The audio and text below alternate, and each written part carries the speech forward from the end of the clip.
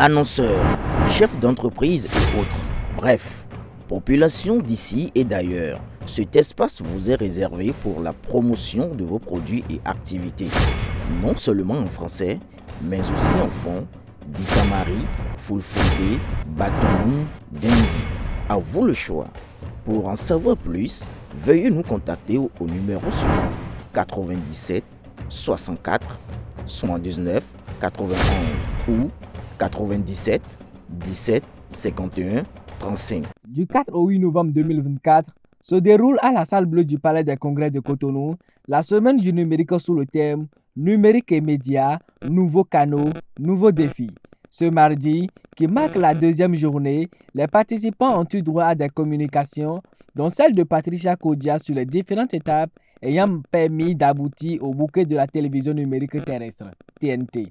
Et donc, ces kits de réception ont été mis à disposition pour que les populations puissent les acquérir. Nous sommes dans un domaine très évolutif et en dehors des kits de réception que nous vendons, vous verrez sur le marché aussi des téléviseurs nouvelle génération qui ont déjà des décodeurs intégrés. Donc tous ces équipements peuvent servir à récupérer ou à capter la TNT au Bénin. La TNT, c'est du contenu et rien que du contenu.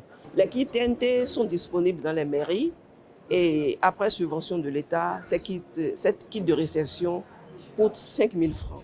Les différents défis qui attendent la télévision numérique en ligne ont été évoqués par le président de l'Union nationale des médias en ligne, Barnabas Orokuma, à travers la communication Médias en ligne au Bénin, de l'ombre à la lumière. Nous avons abordé les défis auxquels ces médias en ligne sont confrontés aujourd'hui, le défi de la qualité, le défi du professionnalisme, le défi d'un modèle économique qui permet aux médias en ligne de vivre de ce qu'ils font, aux médias en ligne de pouvoir offrir aux journalistes qui travaillent dans les différentes rédactions de bonnes conditions de travail, des défis qui constituent pour les médias en ligne de pouvoir asseoir leur crédibilité à travers des contenus de qualité, des contenus professionnels qu'ils diffusent. Les médias en ligne doivent pouvoir être des canaux digitaux où on vient vérifier l'information et non des médias, quand ils diffusent l'information, on doute et on va chercher à vérifier au niveau des médias traditionnels. Donc nous devons acquérir notre crédibilité à travers la qualité des informations que nous diffusons, à travers le sérieux que nous mettons dans le travail que nous faisons. Il est par ailleurs revenu sur la genèse des médias en ligne, sans pour autant oublier leur légalisation auprès de la haute autorité de l'audiovisuel et de la communication. Nous avons présenté une communication au nom de l'UNAMEL Bénin qui porte sur les médias en ligne au Bénin, de l'ombre à la lumière. Il a été question au cours de cette présentation d'aller dans la genèse des médias en ligne au Bénin, la genèse de l'Internet d'abord, qui a permis l'implantation du premier média en ligne en 2003. Et depuis ce premier média, quelle a été l'évolution? Les médias en ligne qui évoluaient d'abord dans un contexte de no mass langue où il n'y avait pas une réglementation des médias en ligne jusqu'en 2023 où la haute autorité de l'audiovisuel et de la communication a signé des conventions avec des médias en ligne. Oui, je pense qu'un grand pas a été déjà fait à travers l'autorisation ou la signature des conventions par la HAC avec des médias en ligne.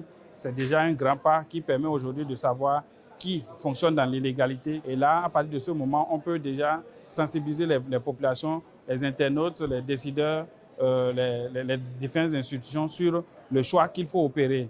Lorsque vous avez une activité, faites le choix des médias ayant une licence légale parce que ces médias ont une convention avec la HAC qui les oblige à bien faire leur travail. Le plus grand pas est déjà fait et le reste suivra. Non, mais nous, à notre niveau, on va continuer le plaidoyer pour que la HAC puisse ouvrir certainement puisse lancer un autre appel à manifestation d'intérêt pour que d'autres médias en ligne qui existent, qui ont peut-être qui sont nés après nous, qui avons eu licence légale, puissent postuler et avoir la licence légale. Parce que ce que nous souhaitons, c'est qu'il y ait des médias en ligne, mais qui fonctionnent dans l'égalité. Cela permet de maîtriser notre secteur et de savoir qui fait quoi et lorsqu'il y a problème, qui interpeller. À la fin de la séance, Mohamed Abdoul Wabi, L'un des participants a exprimé sa satisfaction au micro de BLTV. Ce qu'on peut retenir de ma participation au CEMOM de cette année, c'est que moi, en tant qu'entrepreneur, j'aimerais savoir quel est l'outil de la communication qui pourra me permettre à moi d'atteindre ma clientèle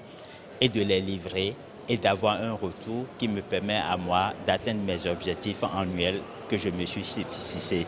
Non, je suis tellement content pour le TNT parce qu'aujourd'hui j'ai compris que le gouvernement a pris en main les choses et que c'est subventionné à prix d'or. Avec un billet de 5 000 francs, on peut avoir déjà le bouquet. Et de plus, c'est que dans les jours à venir, on aura des bouquets payants qui nous permettra d'avoir des chaînes particulières sur des thématiques précises.